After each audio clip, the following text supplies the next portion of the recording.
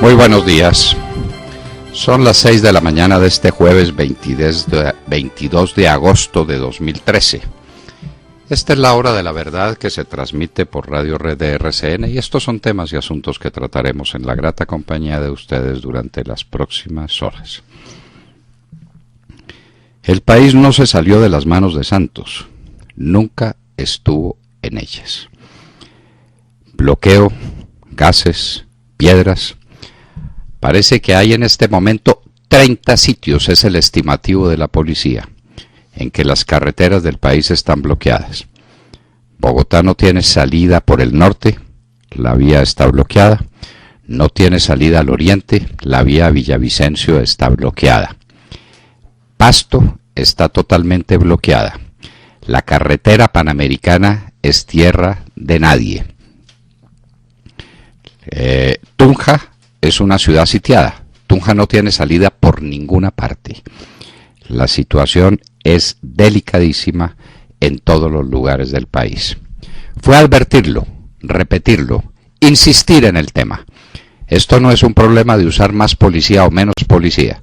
Es que este es un problema que se debió advertir hace mucho tiempo. Al país lo estaban quebrando, al campo colombiano lo estaban quebrando. Están empujando la gente hacia posiciones extremas de protesta, porque tiene hambre, porque están destruidos económicamente los campesinos del país y los mineros en una situación insostenible. Los industriales no salen a protestar, son muy moderados y entonces ahora están esperando quién reemplaza a Luis Carlos Villegas, y los trabajadores de los industriales que pierden sus empleos, que los tienen en peligro, esos tampoco protestan.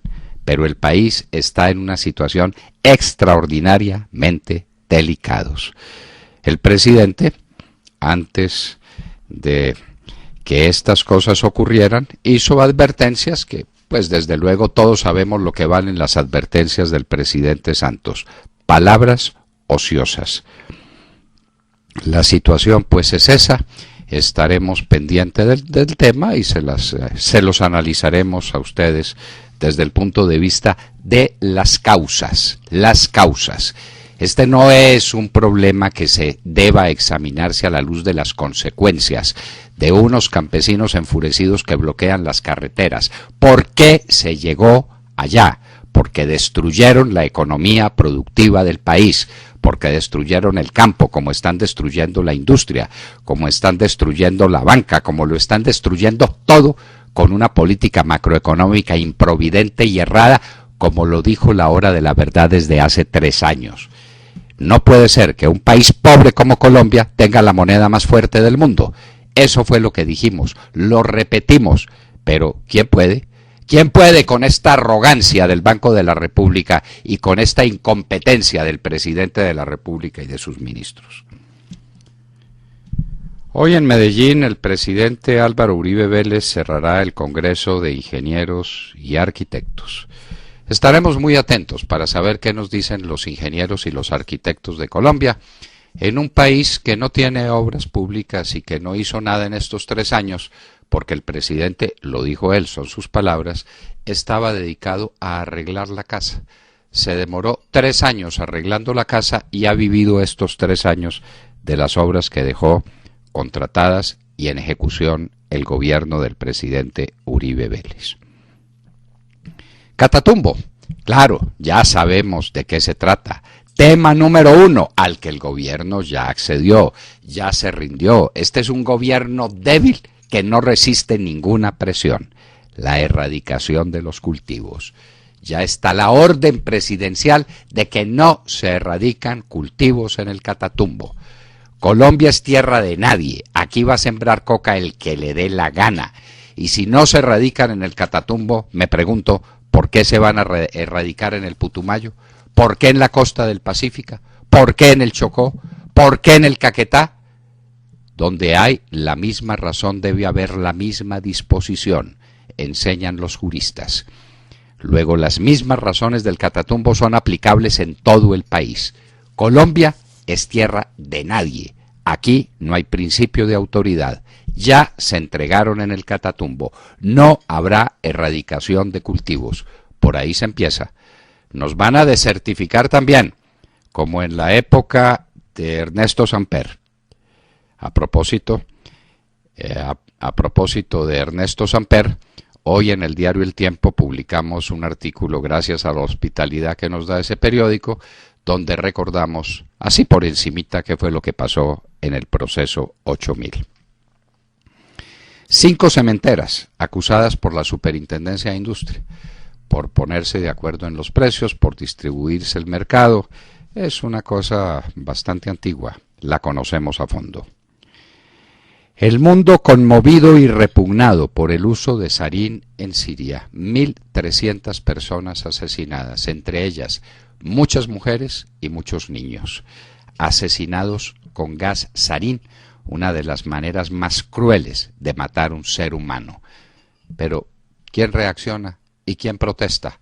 Estamos en manos del presidente Obama y eso lo dice todo.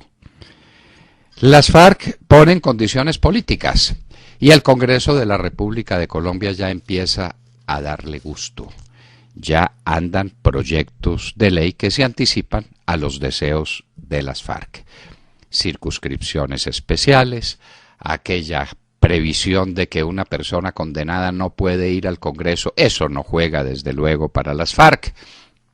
En fin, el país se le entrega a los guerrilleros de las FARC y se le entrega también con las famosas zonas de reserva campesina.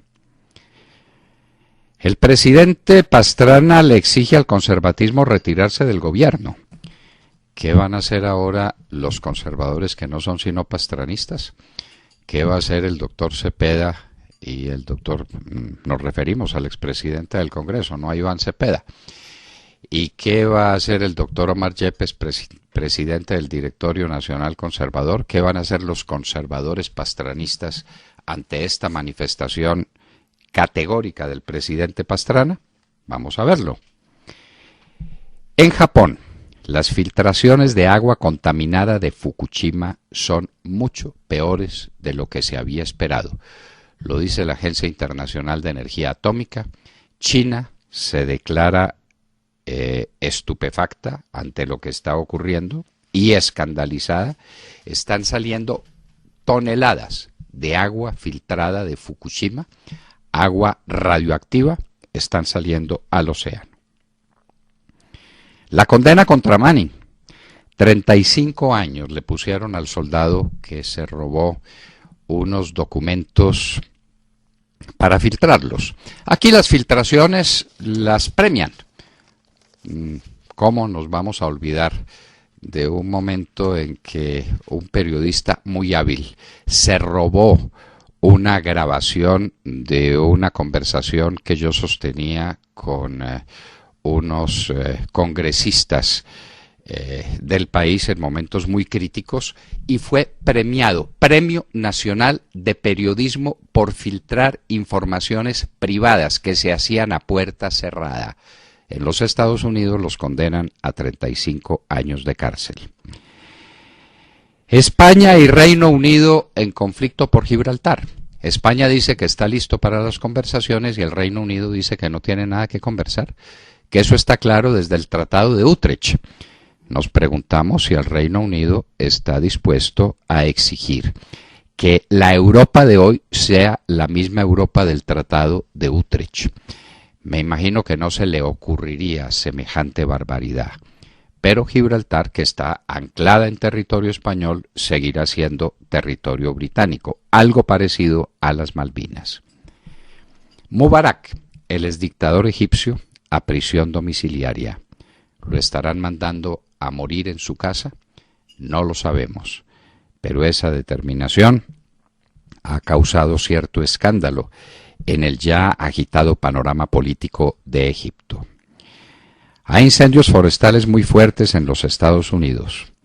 Ha amenazado el parque Yosemite y parece que hay 50 incendios forestales en un verano muy rudo. Se están produciendo estas conflagraciones. ¡Ojo!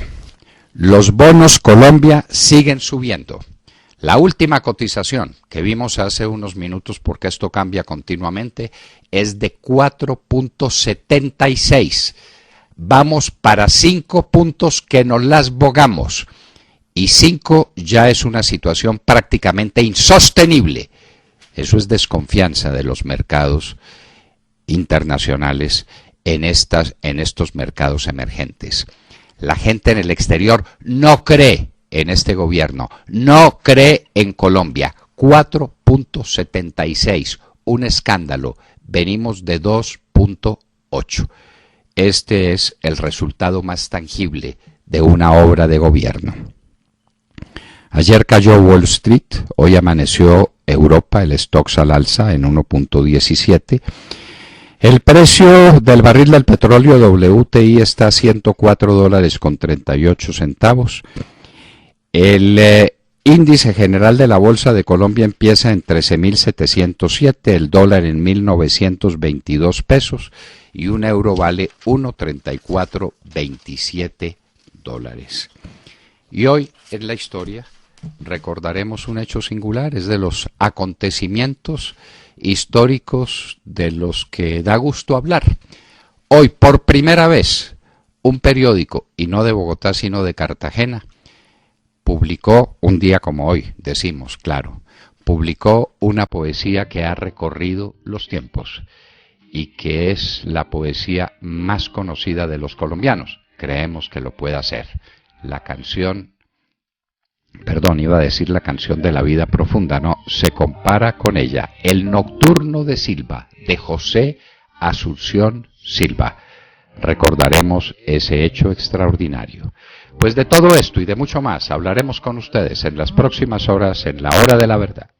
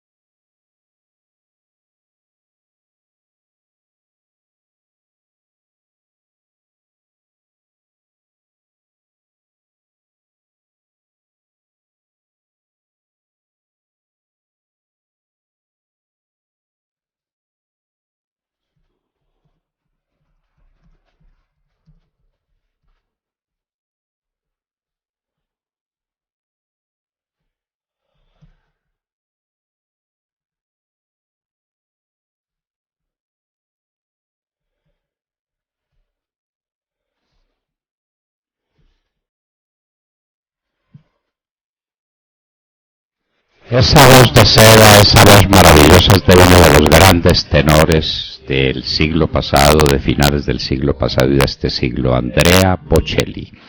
El tenor invidente cuya voz recorre todos los escenarios, los grandes escenarios del mundo, cantando de Consuelito Velázquez, Bésame mucho. ¿Cómo olvidar esa canción?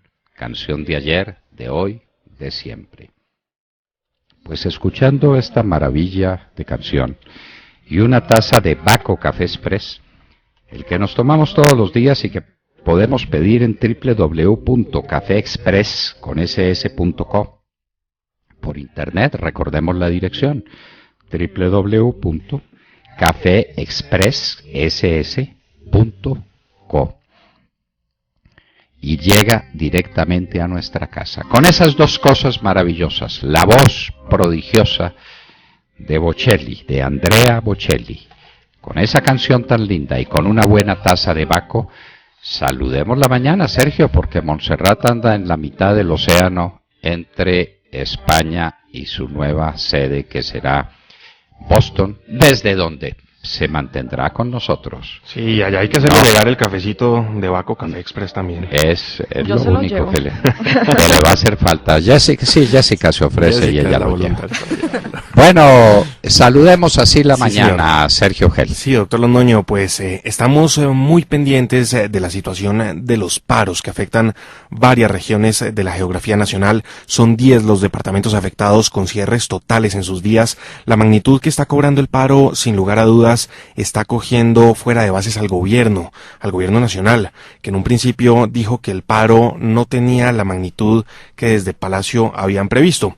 Son al menos 30 vías en 10 departamentos las que presentan cierres totales por cuenta de las protestas, y revisemos rápidamente la situación en cada uno de los departamentos, en cada uno de los puntos en donde hay afectaciones. Empecemos hablando de Boyacá, porque allí la situación es crítica. El gobernador del departamento, Juan Carlos Granados, ya ha dicho que la situación allí se salió de control e hizo un llamado al gobierno nacional para que intervenga, porque según dijo, la protesta escala minuto a minuto.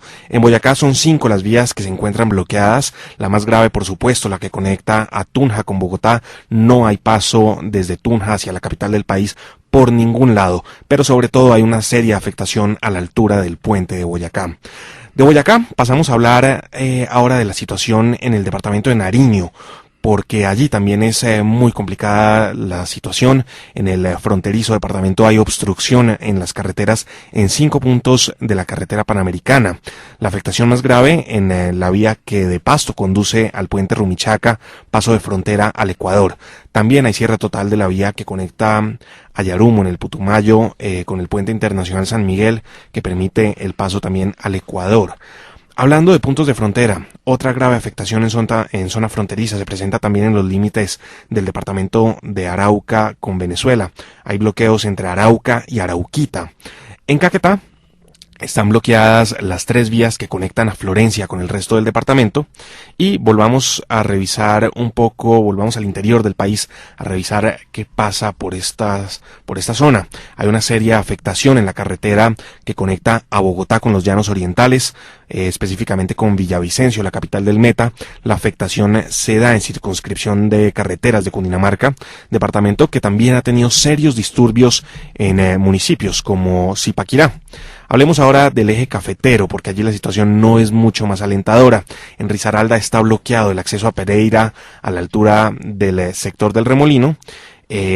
Los cafeteros salieron a protestar en ese departamento, y también hay afectaciones en Caldas. En el departamento de Caldas ha habido bloqueos en la vía que de Anserma conduce a Arauca Caldas. El balance que entregan las autoridades al momento es de 98 personas detenidas, 82 uniformados lesionados, y en últimas es una situación que ya afecta a todo el país. Como podemos ver, lo afecta de sur a norte y de oriente a occidente. Se empieza a notar el desespero de los gobernadores, y aquí nos preguntamos dónde está el presidente Santos, qué está pasando, qué está pensando el gobierno nacional. De nuevo, como lo advertíamos ayer, ya hay también preocupación por el alza en el precio de productos como la papa, la cebolla, la alberja, y no podemos dejar de mencionar las preocupaciones del sector lechero, pues estos 4 días de paro mucho han afectado a ese sector agrícola, que también tuvo unas muy serias protestas en el municipio de Ubaté, en Cundinamarca. Pero, ¿por qué no escuchamos a las palabras del presidente Juan Manuel Santos cuando decía que esto iba a estar bajo control? Oigamos, producción. No vamos a permitir que los derechos fundamentales del resto de los colombianos, unos pocos los vulneren. Los que quieran protestar pacíficamente, les garantizamos que sus derechos serán respetados. Pero cuando comiencen a infringir los derechos de otros, ahí seremos implacables. Por eso, el país puede estar tranquilo. La fuerza pública está preparada. Y a los manifestantes les decimos, salgan a manifestar, pero ojo, no vayan a generar violencia, porque también ahí, señor fiscal, los jueces tenemos que ser implacables, judicializar a quien viole las normas, capturarlo y judicializarlo. El Estado tiene que hacerse sentir, hacer respetar su sentido de autoridad, su principio de autoridad. Y en eso sí, no podemos transigir. pues ahí El están las principio de palabras. autoridad que, como se ve, está en plena marcha, ¿no? Sí, no, pues es lo que nos preguntamos, doctor Londoño. Las palabras se las lleva el viento, claramente se las llevó el viento en esta oportunidad. Porque Más adelante entonces, hablaremos con el gobernador de Nariño. Pasto está completamente bloqueada. Tunja es una ciudad de la que no se puede ni entrar ni salir por ninguna carretera. No hay vías habilitadas para salir o para entrar a la ciudad de Tunja. Y Bogotá empieza a estar seriamente afectada. No tiene comunicación con el norte del país, porque tanto por Chiquinquirá como por la central no hay carretera disponible. no hay pasos, tienen bloqueados todos y además están haciendo algo, doctor Londoño, es que cada vez que llega la policía se corren un par de kilómetros en la carretera. Entonces la policía los está persiguiendo a lo largo de toda la carretera, hacen pequeños bloqueos y los mueven un par de kilómetros. Entonces también es muy complicado controlar esa situación. Es muy complicado, pero es que cuando uno deja crecer los problemas ya no los puede enfrentar cuando estén grandes. Esto lo dijimos hace cuántos años. A Colombia la están quebrando. Al campo colombiano lo están poniendo contra la pared. A los productores colombianos los estamos volviendo pedazos con un tipo de cambio insostenible. Al Banco de la República le importó una higa lo que le decíamos. Va a quebrar el país. Y al gobierno, feliz, porque la deuda externa le vale menos. Entonces estaba encantado. ¡Qué maravilla la de Colombia! La moneda más fuerte del mundo en un país pobre. Pero ¿a quién se le ocurre eso? Es que no se han leído una página de un texto de economía política. Doctor Londoño, tenemos que hacernos una pregunta fundamental. Son dos situaciones las que se presentan. Primero, la de los paros, que hemos visto se salen de control, bloqueadas muchísimas vías en el país, importantísimas vías. Esa es una situación. Pero la otra situación es el diálogo. ¿Va a haber diálogo? ¿Qué va a pasar? ¿Y cómo se está avanzando frente a ese tema? Ya dijeron que los diálogos tienen que ser en mesas separadas. El problema es un problema global, es un problema general. El presidente Santos no se ha dado cuenta de que una política macroeconómica absurda quebró a Colombia y desesperó a la gente, la enloqueció. Y entonces ahí están los resultados. Entonces, mesa para los arroceros, mesa para los lecheros, mesa para los paperos, mesa para los maiceros. Cuando el problema tiene un común denominador. Pero por supuesto, una mala política macroeconómica que lleva años, una revaluación del peso que no era sostenible, lo dijimos, insistimos en eso, lo advertimos. Yo creo que ya teníamos hasta cansado nuestro auditorio, decían, ¡ay, otra vez el doctor Londoño con la revaluación del peso! Sí señor, porque he vivido largamente y porque he visto que las revaluaciones sostenidas y a la larga conducen necesariamente a la catástrofe. Las he visto, las he vivido. No solamente porque está en los textos, es que he vivido esos temas como en el año 82 cuando América Latina entera cayó en colapso producto de una revaluación masiva producida por los créditos de los petrodólares que llegaban en grandes cantidades a este continente y nos quebraron. Y fue la década perdida de América Latina y repetimos el curso y lo hacemos exactamente igual y no intervenimos y no tomamos decisión para defender una moneda competitiva. Pues entonces ahí está la gente desesperada y eso, ojo, no han empezado a llegar en grandes cantidades los contingentes de leches y los contingentes de queso de Europa que vendrán de Europa. Eso no ha empezado a llegar. Eso no ha empezado a llegar. ¿Qué preparación tiene nuestro campo para enfrentar, por ejemplo, STLC? Y nos referimos al sector lechero. No nos preparamos, no somos competitivos, no tenemos buenas carreteras, estamos aislados, no tenemos una administración eficiente. Tenemos insumos más caros que los insumos que compran los del vecindario. ¿Por qué razón? ¿Por qué razón? Por incompetencia administrativa. Y aquí están los resultados. Entonces ahora a tirarles desde los helicópteros, a tirarles gases a los campesinos manifestantes como están haciendo en Venta Quemada. Es decir, esto es inaudito, Palos de ciego. A la policía no le pueden poner la tarea imposible de que corrijan los efectos de una política macroeconómica absurda que lleva años. Sí, porque el problema hay que resolverlo de fondo y no con gases lacrimógenos. Exactamente, no con gases. Los temas económicos no se resuelven con gases lacrimógenos. Esa no es la terapia. El presidente Santos tiene que decir: me equivoqué, esto fue la embarrada. Tengo que ver cómo rescato el campo colombiano con subsidios transitorios mientras hago una política macroeconómica que defienda los intereses del país y de los productores colombianos. A la industria colombiana también la están arruinando. Y no nos hemos dado cuenta. Jessica López. Hola, muy buenos días, un cordial saludo para todos, 6:27 en la mañana. Hoy le vamos a seguir la pista a la noticia con la que ayer abrimos este espacio internacional.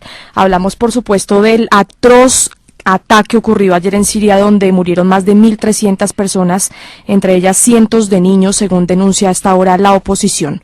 Lo lamentable, para que ustedes tengan presente de toda esta situación, es que Estados Unidos y por supuesto la ONU hacen caso omiso hasta ahora a los llamados urgentes a actuar promovidos por diferentes países como Francia, que en este momento sostiene que no se debe permitir la impunidad del régimen sirio y que la muerte de más de 1.000 personas no puede quedar sin respuestas. A esto misma línea le siguen países como Alemania y Turquía, según vemos en los comunicados recientemente emitidos. Israel, un país sumamente importante en el Medio Oriente, también se manifiesta ante este ataque. Dice que no es la primera vez que el señor Bashar al-Assad utiliza armas químicas. Mientras eso se dice en Tel Aviv, en Nueva York, ayer el señor Ban Ki-moon, el secretario general de la ONU, se mostró conmovido, señalando que de confirmarse el hecho, este sería el ataque con armas químicas más letal de los últimos tiempos. El Consejo de Seguridad de la ONU, en un tibio comunicado que fue emitido anoche, considera que es necesaria una investigación independiente e inmediata que aclare lo sucedido ayer en Siria. Pero en este punto supongo que ustedes se preguntarán por qué la ONU no hace nada. ¿Por qué no hace nada el Consejo de Seguridad de las Naciones Unidas ante este inclemente hecho que hoy le da la vuelta al mundo? El asunto concreto es que el veto de Rusia y China impide cualquier permiso para que los investigadores de las Naciones Unidas que ya están en Damasco puedan visitar la zona afectada para determinar si efectivamente los videos emitidos ayer por la oposición son ciertos. En este momento, el sueco que comanda la delegación de la ONU en Siria informa que su gente está en un hotel de Damasco sin poder moverse ante nuevo aviso. Y terminamos esta noticia diciendo que Irán se manifestó. Hace pocos minutos este gobierno dijo que los terroristas, como el régimen del señor Bashar al-Assad llama a los opositores, son los autores, los que están detrás de todo este bombardeo ilegal ocurrido el día de ayer. Bombardeo ilegal, bombardeo monstruoso, no, Jessica. Horrible, terrible. Ilegal espantoso. Es una palabra demasiado suave. Esto es una monstruosidad, y una monstruosidad que se comete ante los ojos del mundo y el mundo impotente, porque Rusia y China no dan su brazo a torcer. Bashar al-Assad es su aliado, y usted no oirá una condena de ellos a Bashar al-Assad, como tampoco la va a oír procedente de Venezuela. Y seamos francos, tampoco la hace Colombia. No. ¿Y Colombia por qué no la hace? Porque Bashar al-Assad es el aliado de su nuevo mejor amigo, que es Hugo Chávez, y su heredero Maduro. Sí, Nicolás Maduro. ¿Usted ha oído a la Cancillería diciendo que le repugna lo que está pasando y que Colombia pide la intervención de la ONU? No. No lo va a oír. No lo va a oír. Olvídese de eso. No le va a oír. Porque están lejos. Entonces, como están lejos, se permite esta clase de atrocidades contra mujeres, contra niños, usando gasarín en medio de una guerra civil. Esto es inaudito. Pero ¿y qué me dice usted, doctor Londoño, de Estados Unidos? El jefe del Estado Mayor Conjunto ayer se negaba a decir que se establecieron nuevas líneas rojas, como el presidente Obama llamó hace un año exactamente. El presidente Barack Obama dijo que si el régimen de Siria usaba armas químicas, esto supondría una nueva fase en el conflicto. Y mire lo que estamos viviendo, Israel lo ratifica hoy. No es la primera vez que este señor utiliza armas químicas y la comunidad internacional inoperante. Claro, el presidente Obama se parece en eso mucho al presidente Santos, son cortados por la misma tijera. Muchos anuncios y muchas advertencias. Y a la hora en que se producen los fenómenos, entonces se echan para atrás, se esconden, eluden sus responsabilidades. El presidente Santos, pues ya lo pasamos, ya ustedes lo oyeron, queridos oyentes, diciendo cómo sería implacable con los que trataran de impedir el tránsito libre por las carreteras. El país está bloqueado. Completamente. El país entero está bloqueado. Oiga, esa unos es la disturbios en Zipaquirá, hay que mencionarlo, faltó mencionarlo, unos disturbios en Zipaquirá impresionantes, doctor Londoño, anoche. ¿Y los de Venta Quemada y en ayer? Ubaté. No. Es que a la gente uno no la puede conducir con una mala política durante años al desespero, porque no hay nada peor que una gente desesperada. Entonces, ¿cuál es el remedio? Pues es que el remedio es muy duro, pero el primer remedio era no haber tenido este gobierno, que no nos hubiéramos equivocado como nos equivocamos, pero después hacerle la oposición que se le ha debido hacer y que solamente la hora de la verdad le hacía. Señor, usted está quebrando a Colombia con la revaluación del peso. ¿Quién más dijo eso? Yo quiero, en estos momentos quiero saber quién lo dice, quién lo dijo. Nadie. Entonces, aquí están los resultados de una mala política macroeconómica. ¿Qué va a saber el campesino de Venta Quemada por qué diablos no le están pagando por la papa la plata que le deben pagar? O por la cebolla. ¿Por qué diablos? Porque en dólares le están pagando muy bien, pero en pesos es la ruina. ¿Sabrá eso? Eso lo saben en el Banco de la República y lo debía saber el ministro de Hacienda y lo debía saber todo un gobierno improvidente que nos llevó por este despeñadero. Es que han pasado años y esto no tuvo correctivos. Y entonces el problema es con los cafeteros y es con los lecheros y es con todo el mundo, la gente enfurecida y una autoridad que no se ejerce porque no hay quien la ejerce. Alejandro Ramírez. Buenos días, doctor Londoño. La noticia del día de hoy es el cambio legislativo que se prevé se haga en la Constitución Política por parte del Congreso de la República la próxima semana. El proyecto es para la participación política de las FARC y se incluye en dos proyectos, uno de ley ordinaria y otro de ley estatutaria. El proyecto de ley ordinaria permitirá al presidente crear mediante decreto y por una sola vez una circunscripción especial de paz para los grupos en proceso de paz y desmovilizados, o nombrar senadores y representantes en convención entre el gobierno y los grupos guerrilleros, directamente y por una sola vez un número plural de congresistas en cada cámara, en representación de los mencionados grupos en procesos de paz y desmovilizados. Todo lo anterior con fundamento en el artículo transitorio número 12 de la Constitución Política, el cual establece esta posibilidad con el fin de facilitar la reincorporación a la vida civil de los grupos guerrilleros que se encuentran vinculados directamente en un proceso de paz bajo la dirección del gobierno. Las facultades que se le otorgan al presidente tendrán que ser refrendadas por el pueblo a través de una consulta popular, y el segundo proyecto de reforma estatutaria reformaría el artículo 22 de la Constitución Política, denominado Marco Legal para la Paz. Con este proyecto de reforma estatutaria se busca reglamentar un marco constitucional de bases de paz y fortalecer el Estado Social de Derecho, incluyendo la creación de mecanismos extrajudiciales de justicia transicional, el establecimiento de criterios de priorización y selección de casos, la suspensión de la ejecución de la sanción y la renuncia a la persecución penal para los hechos no seleccionados. Sin embargo, se espera que los congresistas tomen nota de la carta enviada por la fiscal de la Corte Penal Internacional, Fatou El-Bessoudo, la semana pasada y el 5 de agosto de este año. Pues es que ese artículo 12 de la Constitución era artículo transitorio de la Constitución del 91, que ya cumplió los efectos que tenía que cumplir. Ahí tuvimos a Márquez en el Congreso de la República. Se hizo el ensayo, no funcionó y la norma se agotó. Esa norma constitucional no está vigente. La quieren revivir. Una especie de resurrección en mortuorum. No, la resurrección de los muertos no procede sino en el juicio final. En este momento esa norma no está vigente. Pero mire cómo ya se está preparando el Congreso de la República sin contarle a nadie para hacerle caso a las FARC y para darle lo que las FARC están pidiendo. De manera que veremos en el Congreso a las personas que el gobierno determine. Mientras que no pueden volver al Congreso personas como Luis Alfonso Hoyos, por ejemplo, que tienen muerte civil. En el caso de Luis Alfonso Hoyos, por una persecución política inaudita que se hizo en su contra.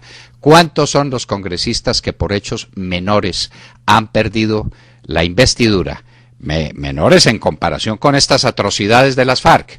¿Cuántas son las personas destituidas por la Procuraduría General de la Nación que no pueden hacer política? Por tonterías en comparación con los crímenes que tienen los de las FARC. Los de las FARC al Congreso. Y entonces a los demás se les aplica todo el peso de la ley.